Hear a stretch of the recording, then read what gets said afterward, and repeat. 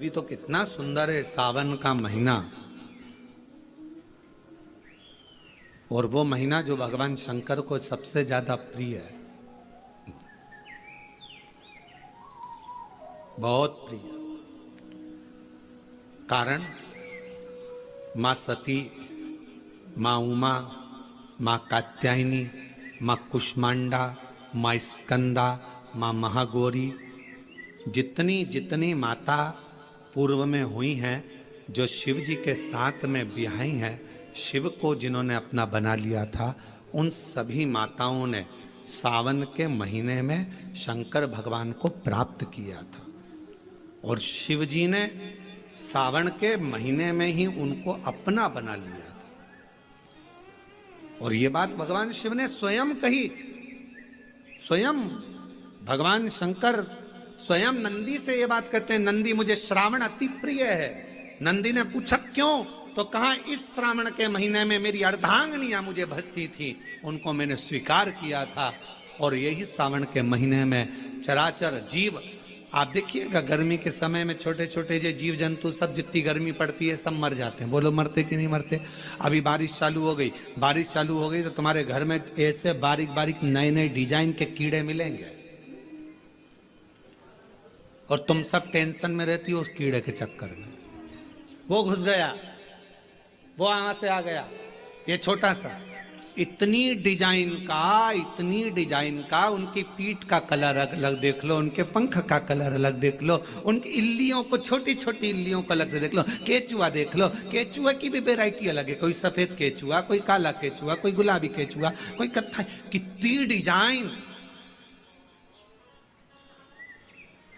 83,99,999 योनिया, और उसमें आखिरी योनि ये 84,00,000वीं मनुष्य की योनि। अभी इतनी योनियां, और तुम्हारे घर में भी आसपास तुम देखना कितने सारी योनियों को देख लोगे, चीटा को, और चीटे की भी एक डिजाइन आ जाती है। सावन में आते आते चीटे में भी पर आ जाते हैं।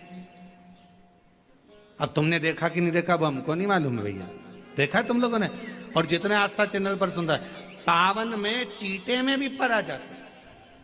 मक्खियों की डिजाइन बदल जाती है। जिस मक्खी को एक बार भगाओगे भग जाती थी, सावन में इतनी अड़ीली हो जाती है कि आके मुंह पे बैठेगी, नाक पे बैठे, उसको भगा के ले जा, भाग भाग भाग। मक्खियां भी इतनी अड़ीली हो जाती है कि वो हटती नहीं है।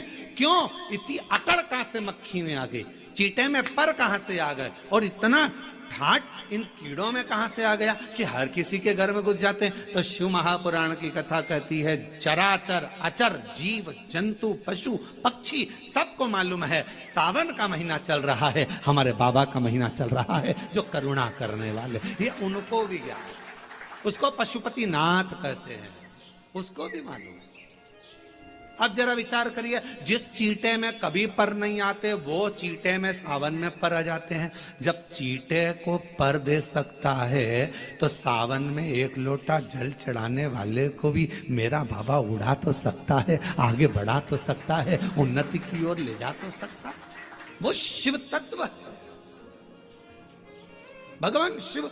अब गर्मी आई, गर्मी में पूरे जीव मर गए, गर्मी में सब सूख गया, कीड़े मकोड़े मर गए गर्मी की तपन के कारण। पर सावन का एक महीना जिसमें भगवान सबको फलना फूलना सब कुछ, पत्तियां भी फूलती हैं, फूल भी फूलते हैं, डालियां भी फूलती हैं, पशु पक्षी जानवर जलचर थलचर सब फूलते हैं। श्रावण का शिव को प्रिय है। और क्या कहा मेरे भोले बाबा ने नंदी से, ए नंदी, श्रावण का महीना हो, शिव तत्व की प्राप्ति को करने के लिए अगर कोई संसार का मानव मुझे पुकारता है, भजता है, शिव कथा कहती है, शिव जी कहते हैं नंदी से, उस जीव का कल्याण करने के लिए मैं स्वयं उसके द्वार तक पहुंच जाता हूं और उसका उद्धार कर देता हूं, उद्धार कर देता हूं। पर किसका चित्त लगे? सावन में भी कई लोग ऐसे हैं जिनका चित्त नहीं लग पाएगा। क्योंकि सावन का महीना होता है तो कमाई के स्रोत भी ज्यादा हो जाते हैं। जीजियों की साड़ियां बिकने लगती हैं, फैशन का सामान बिकने लगता है, पर्स मोबाइल बिकने लगता है, सामान बिकने लगता है, क्योंकि उस समय व्यापार भी बढ़ता है। व्यापार इसलिए बढ़ता है क्योंकि भगवान भी चाहता है कि तेरा मन मुझसे हट जाए, व्यापार में लग जाए। क्योंकि भगवान को मालूम, हमने पहले भी कथा में कहा है, बच्चे को माँ गोदी में तभी तक रखती है जब बच्चा खिलौने से नहीं खेलता। खिलौने से खेलने लगेगा, माँ नीचे उतार देगी। उसी तरह भगवान तुमको अपने पास जब तक बुलाता है, जब तक तुम्हें अपना बनाकर रखता है, और भगवान देख लेता है कि अब धीरे धीरे मेरे को इसको धन देना है, वैभव देना है, ये खिलौने से खेलना चालू करेगा, गाड़ी लाएगा, घोड़ा लाएगा, मकान बनाएगा, फर्नीचर बनाएगा, उसमें लग जाएगा, तो मेरे मंदिर आना छोड़ देगा। और मंदिर आना छोड़ दिया तो एक दिन मुझे धीरे धीरे, मैंने एक बार इसकी यहाँ वो पहले की माताएं, पुरानी माताएं क्या करती थी, मिर्ची बारिश के पहले भर के रख लेती थी, धनिया बारिश के पहले भर के रख लेती थी, हल्दी बारिश के पहले भर के रख लेती थी, अनाज बारिश के पहले भर के रख ले, क्योंकि 4 महीना खाएंगे, खत्म हो जाएगा, अगले महीने में फिर 4 महीने बाद ले आएंगे। उसी तरह भगवान तुम्हें एक बार का विभव दे देता है, एक बार का धन दे देता है, एक बार की दौलत दे देता है, फिर लोग उसको भोगने लगते हैं, और भोगते भोगते आखिरी में एक दिन ऐसा आता है कि डब्बा खाली हो जाता है। डब्बा खाली होता है, फिर रोने बैठ जाता है, तकलीफ आई, फिर लोटा लेकर भागता है। शिव जी कहते हैं, जो मेरे मंदिर में, मेरी कथा में, मेरे रस तत्व में हमेशा एक जैसा लगा रहता है, उसकी जिंदगी को भी मैं हमेशा उन्नति की ओर बढ़ाते बढ़ाते अग्रणता में लेकर चले जाता। फिर उसको डाउन नहीं करने देता, उसको नीचे नहीं आने देता। जैसे श्रावण महीने में चढ़ाए गए कनेर के फूल, दुर्वा,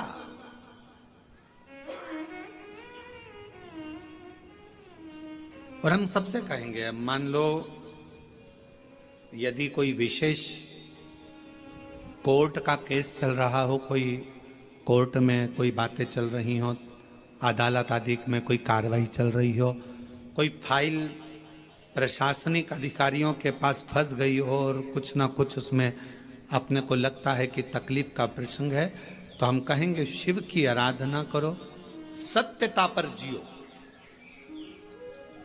और साथ में 5 दुर्वा, 1 कनेर का फूल पीला, 1 पीला कनेर, 5 दुर्वा, 5 बेलपत्र लेकर शिव जी के मंदिर में जाकर शिवलिंग पर समर्पित कर 2 लोटा जल सावन के महीने में उसी पर बेलपत्र कनेर के फूल पर चढ़ाइए। देवाधिदेव महादेव की कृपा होगी। ज्यादा से ज्यादा 6 महीना, 7 महीना, इससे ज्यादा निर्णय आप ही के पक्ष में आएगा और शिव की कृपा से। और इसमें एक बात और स्मरण रखें, जैसे कोई की प्रॉपर्टी है, कोई की जमीन है, और वो जमीन तुम्हारी कोई ने कब्जा कर ली, या तुम्हारा नाम नहीं हो पाई, या कोई उसमें लफड़ा हो गया, या तकलीफ आ गई और पैसा उसमें अटक गया, उसके लिए भी कनेर का पुष्प श्रावण महीने के जितने सोमवार आते हैं, रविवारी, सोमवारी और भोमवारी, कौन कौन से बार हो गए? रविवार, सोमवार और मंगलवार, 3 बार। प्रथम दिवस में कनेर का 1 पुष्प लेना है, द्वितीय दिवस में कनेर के 5 पुष्प लेना है, और तृतीय दिवस में कनेर के 3 पुष्प लेना है। बेलपत्र 1-1 साथ में लेकर शिव जी को रविवार के दिन भी समर्पित करें, सोमवार के दिन भी समर्पित करें, और मंगलवार को 3 कनेर के पुष्प के साथ बेलपत्र लेकर बाबा को समर्पित करिए। कितना भी अटकी हुई प्रॉपर्टी होगी, कह दिया उसने मैं तेरे नाम प्लाट नहीं कराऊंगा, और पैसा लेकर बैठ गया, या पैसा नहीं दे रहा है, या किसी भी रूप में वो अटका हुआ है, अगर सावन के 4 सोमवार पढ़े या 5 सोमवार पढ़े आपने, ये प्रत्येक सावन के सोमवार के पहले, फिर से बोलो कौन सा बार? रविवार, सोमवार और मंगलवार, ये 3 बार का क्रम अगर प्रत्येक सोमवार के पहले और बाद में कर लिया, तो आपको उसे प्रॉपर्टी उस व्यक्ति को तुम्हें देना ही पड़ेगी, छोड़ना ही पड़ेगी। उसको खुद अपने आप में बेचैनी होने लगेगी, मुझे बुलाएगा, आपको जाना नहीं पड़ेगा, खुद बस फोन लगाया आपने, भैया हमारा करा दो, हमारा करा दो, 2 बार 3 बार अगर बोला, चौथी बार वो खुद बुलाएगा, बेचैनी बढ़ेगी। मेरा बाबा उसको खुद खल बुला देता है। शिव शिव है, उसको कहते सत्यम शिवम सुंदर, शंकर शंकर। वो नित्य कृपा करने वाला, नित्य कृपा। और सावन का महीना, एक लोटा नहीं, कितना? 2 लोटा जल चढ़ा रहे हो सब लोग, बहुत जोरदार। श्रावण का पहला सोमवार होता है शिव तत्व का, श्रावण का दूसरा सोमवार होता है देवी तत्व का, मां दुर्गा, मां भवानी।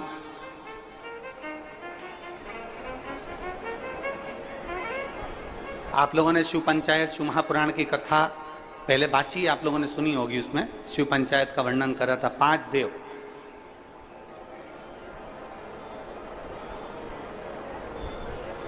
शंकर भगवान,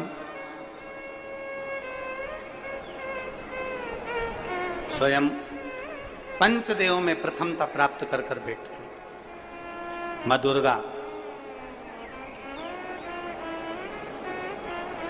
भगवान नारायण शिव पंचायत में, भगवान भास्कर देव और स्वयं भगवान शिव के सुंदर आनंद धारण करने वाले श्री गणेश पंच।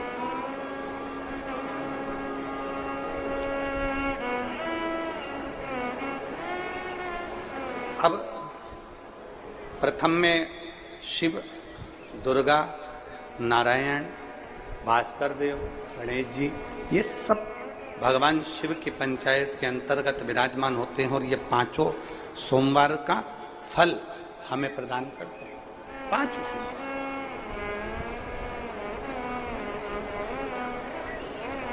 एक एक सोमवार की महत्वता है, एक एक सोमवार का क्रम है। कई माताएं उस क्रम को धारण भी करती हैं, ऐसा नहीं कि कई माताएं नहीं करती हैं, सबका अपना अपना नियम होता है। कोई शिव मंदिर में जाता है तो एक अक्षत, एक चावल का दाना शिव जी को समर्पित करता है, कोई मंदिर जाता है तो एक पुष्प शिव जी को समर्पित करता है, कोई मंदिर जाता है तो एक बेलपत्र शिव जी को समर्पित करता है, कोई मंदिर जाता है तो जल समर्पित करता है। सबका अपना अपना भाव है, जैसे तुम शिव को मना सकते हो, जैसे आप भगवान शंकर को रिझा सकते। और मेरा निवेदन सभी मेरी जीजियों से, मेरे जीजाओं से, मेरी बेटियों से, बेटाओं से, मेरी माताओं से, श्रावण के महीने के जितने सोमवार रहें, प्रत्येक सोमवार को शंकर जी का अगर मंदिर जा सको तो ठीक है, ना जा सको तो शिखर का दर्शन, और वो भी ना कर सको तो अपने घर में जो शिवलिंग है उस पर 3 बार, 3 छोटा सा लोटा ले लो, बड़ा लोटा ले लो, कैसा भी, 3 बार शिव जी का नाम लेकर 3 बार जल को अवश्य चढ़ा। जितने सोमवार पड़े श्रावण के महीने में आप 3 बार, भले 1 लोटा जल है उसी को रोक रोक कर 3 बार चढ़ा, और 3 बार चढ़ाओ। जैसे शिव मंदिर में 3 ताली का नियम है, सावन महीने में 3 लोटा अर्थात 2 लोटा जल पर रुककर 3 बार अगर जल चढ़ाया जाता है तो ब्रह्मा, विष्णु और महेश उस जल को स्वीकार कर कर तेरे घर का भंडार भर देते। 3 बार जल। गंगा जल का प्रयोग एक तो पितरों के लिए, दूसरा श्रावण के महीने में किसी भी एक सोमवार को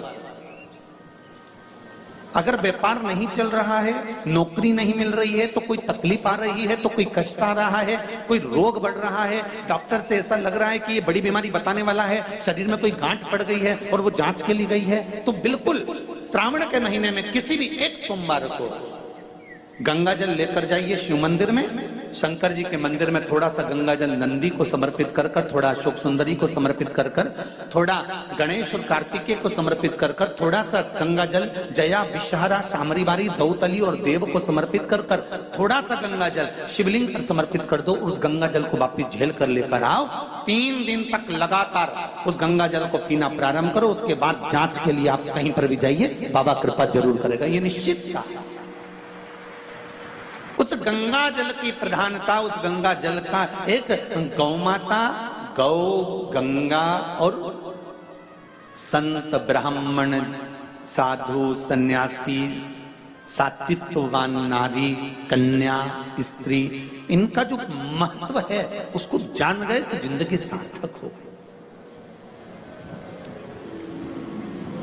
यदि भूलवश भी अगर कोई व्यक्ति मंदिर में बेलपत्र चढ़ा हुआ है और बेलपत्र उसने एकत्रित कर लिया मंदिर के अंदर ही, और मंदिर में बेलपत्र एकत्रित कर कर धागा लिया और उस कच्चे धागे में, उस कच्चे धागे के अंदर अगर उस बेलपत्र की डंडी को पीछे से उसने एक एक साधारण सी गांठ लगाकर उस बेलपत्र की माला को सिद्ध कर लिया, हल्की सी कच्चे सूत की गांठ लगाते लगाते मंदिर की चढ़ी हुई बेलपत्र को, शंकर पर चढ़ी हुई बेलपत्र को, शंकर की चढ़ी हुई बेलपत्र को ही उसने गांठ लगाकर जब माला सिद्ध कर ली और सिद्ध कर कर अगर वही माला भगवान शंकर को अर्पित कर देती है तो कहते हैं कि हमारा फिर पुनर्जन्म होता ही नहीं है, इस संसार सागर से हमारी मुक्ति हो ही जाती, पुनर्जन्म से हम छूट जाते।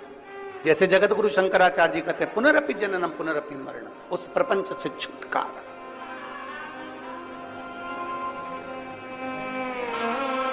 अब कई लोग ऐसे होते हैं कि वो पत्ती में छेद कर देते हैं, नहीं, शिव महापुराण की कथा कहती है चाहे बेलपत्र हो चाहे तुलसी पत्र हो, चाहे बेलपत्र हो चाहे तुलसी पत्र हो, इन दोनों पत्ती के अंदर सुई को नहीं पिरोना चाहिए। बेलपत्र के अंदर भी सुई को नहीं डाला जाता और तुलसी पत्र के अंदर भी सुई को नहीं डाला जाता, दोनों पत्र में। हाँ, कच्चे धागे से आप उसमें डंडी में गांठ लगाकर भगवान शंकर को माला धारण कर सकते हो, पर कौन सी बेलपत्र, फिर से बोलो जरा जम के, कौन सी बेलपत्र, जम के आवाज आना चाहिए, जो शंकर भगवान पर चढ़ी हुई है वही बेल धोया, माला सिद्ध करी और वही माला मेरे देव अधिदेव महादेव को समर्पित कर दी, वही माला। आप में से कई माताएं ऐसी बैठी है जो सावन के सोमवार का व्रत करती है। कौन कौन ने करा था सावन के सोमवार का व्रत? हमने भी करा था, तो हम भी उठाए, ठीक है। आप लोगों ने व्रत किया ना। अब आप में से और हम में से कई माता बहन भाई ऐसे होंगे जो व्रत करे होंगे तो उन्होंने एक टाइम फलाहार किया होगा, एक टाइम, जम के बोलो, भोजन किया होगा। आप में से कई लोग ऐसे होंगे जिन्होंने एक टाइम फलाहार करा तो दूसरे समय पर भी फलाहार किया होगा। आप में से कुछ लोग ऐसे होंगे जो एक टाइम केवल फलाहार करे होंगे, दूसरे समय कुछ भी नहीं लिया। बोलो बोलो, सही है कि गलत है? अब ईमानदारी से बोलना। आप में से कई लोग ऐसे होंगे जिन्होंने दिन भर कुछ भी नहीं खाया होगा, केवल एक गिलास दूध, एक फल और बाबा का प्रसाद लेकर और व्रत कर लिया। अब आप में से कई लोग ऐसे भी होंगे जिन्होंने दोनों समय भोजन करा होगा और सुबह नाश्ता भी किया होगा, दिन में पानी पूरी भी खाई होगी, शाम को थोड़ा भगर भी, सब खाया। अब जरा बहुत बहुत गहन चिंतन वाला विषय है, जरा ध्यान दीजिएगा। एक व्रत करा, एक टाइम भोजन, एक टाइम फलाहार, एक ने व्रत करा दोनों समय फलाहार, एक ने व्रत किया कि मैं कुछ नहीं खाऊंगा, एक फल, एक गिलास दूध, एक ने सब कुछ खाया, मतलब दिन भर भोजन कर, दिन भर भोजन कर।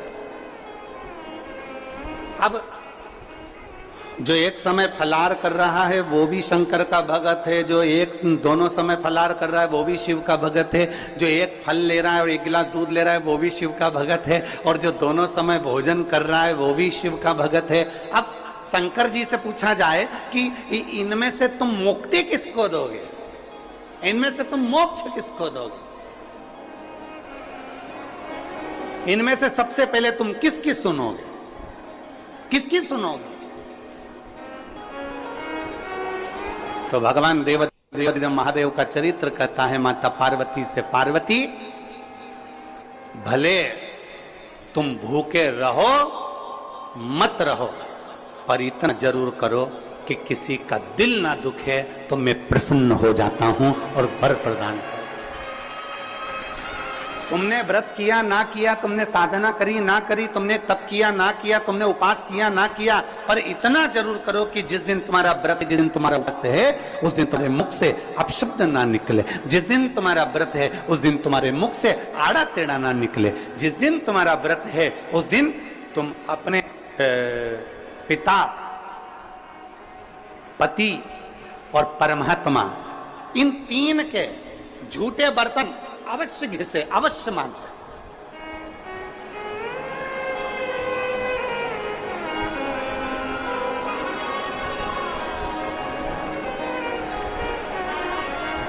घर के सारे बर्तन मांजने वाली कोई आए वो मांजे, मना नहीं है, पर 3 बर्तन अपने को खुद मांजना चाहिए।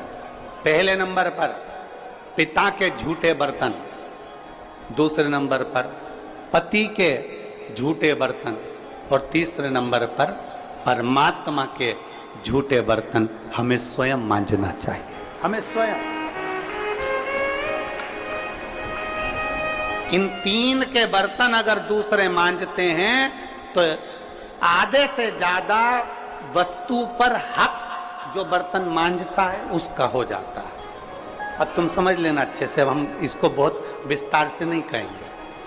मालूम पड़े पिता के झूठे बर्तन अगर आप मांज रहे हो, पिता के सामने आप झूठे बर्तन उठा रहे हो, पिता के सामने आप बर्तन लेकर जा रहे हो, पिता के सामने आप उनके बर्तनों को मांज रहे हो, पिता के सामने आप उनके बर्तन उनके कमरे में उठाने जा रहे हो, पिता के सामने आप उनके झूठे बर्तन लेकर घिस रहे हो, मांज रहे हो, साफ कर रहे हो, तो पिता आपको देखेंगे तो उनके मन में आएगा मेरी बहू कितनी अच्छी है, देखो सारे बर्तन वो मांजने वाली मांजती है पर मेरा झूठा बर्तन मेरी बहू मांजती है। तो पिता अपनी तिजोरी का माल निकाल के चुपचाप से तुमको दे, ये मेरी बहू है। सारे बर्तन दूसरे मांजते हैं पर मेरी बहू मेरे बर्तन मांजती है। मेरी बहू